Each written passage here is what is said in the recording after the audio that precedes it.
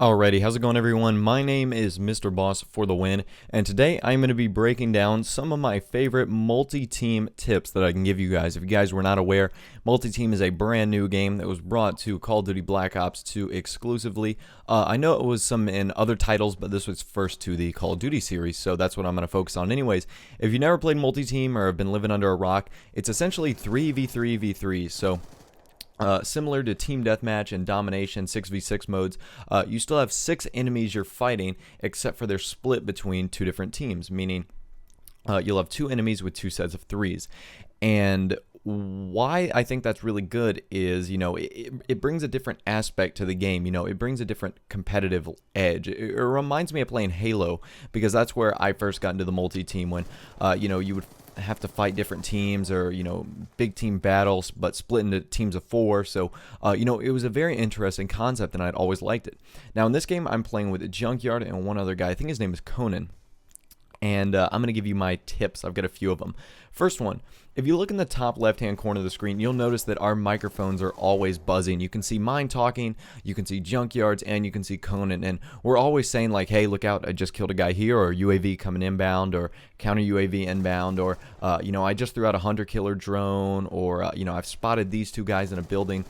Just little tips and little communication blurs like that will definitely keep you well informed and could save your life and get you to bigger kill streaks, which in fact I am using very high kill streaks this game, so I think it was very helpful.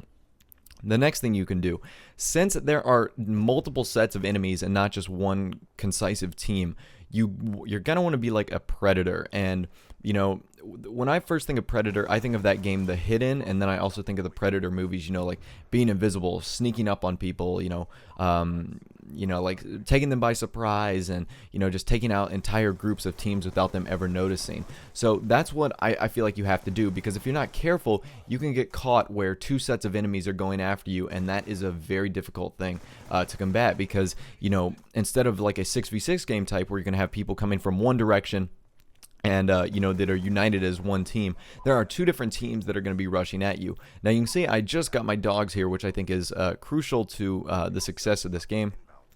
This was a slower paced game, but I felt like with the help of the SR-71 I was able to speed it up and get some things done. Anyways, in a part coming up here, you're going to see me do one thing, and I'm going to slow it down. So I see that guy sitting in the window right here. I see that shock charge on the wall. I run and I jump into the room. Now because I don't have engineer on, I am unaware of what's in there. There could be a claymore, bouncing Betty, another shock charge. So what I do is I jump. That way I would neutralize the effect of any claymore or any bouncing Betty. That's a little quick tip right there that I felt like I could sneak in for you. When you don't have engineer and you know someone's there, do a little running jump. That'll pretty much get you clear of anything like a claymore, bouncing Betty, etc., anything along those lines.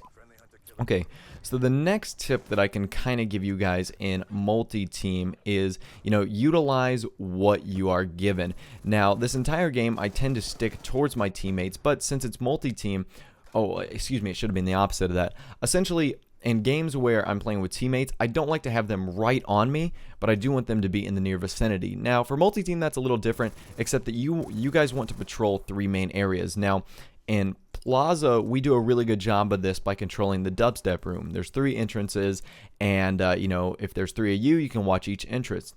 Now, on the map Aftermath, you want to stick in this middle area where the B flag is on Domination, because there are 3 entrances. The one that's towards the bus, the way that I'm running right now, and the one towards the C flag or A flag in the garage. I can't tell. It could be either one of those. So yeah, that's where you want to run towards, because, that's the area you want to patrol, because that's going to bring you the most traffic. If you're stuck in that center area, which typically in a team deathmatch or domination setting would be a bad idea, you're going to have enemies coming at you from both sides, which if you can handle your own will definitely be a good thing. You're going to draw more traffic to yourself, and by doing that, you're going to increase your chance of winning the game. Now you see that we're winning like 58 or 59 to 22 at this point, and that's because we've just done a really good job of, controlling down the main area. Now, at times we'll switch from side to side depending on how the enemies are flowing, but for the most part we're stuck in the middle right here, which is ultimately the objective of what we want to try to do.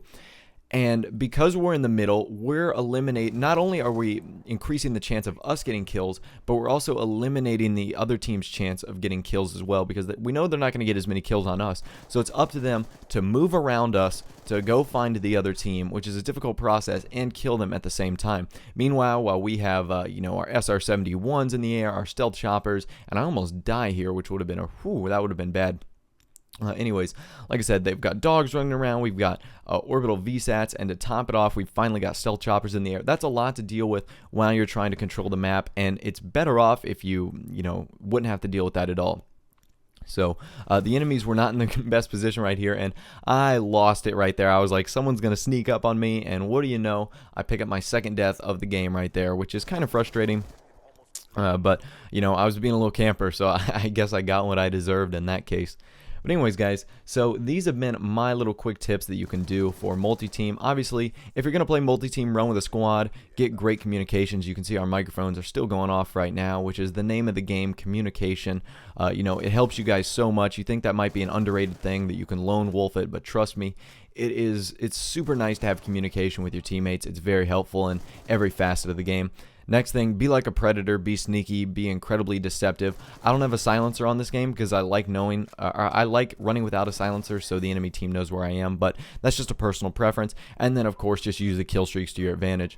Other than that, guys, thanks for watching this video. I really appreciate you guys checking out the video. If you liked, I would be awesome, and put a like on the video and subscribe if you are new. Other than that, like I said, talk to you in the next episode, and of course, have a nice day.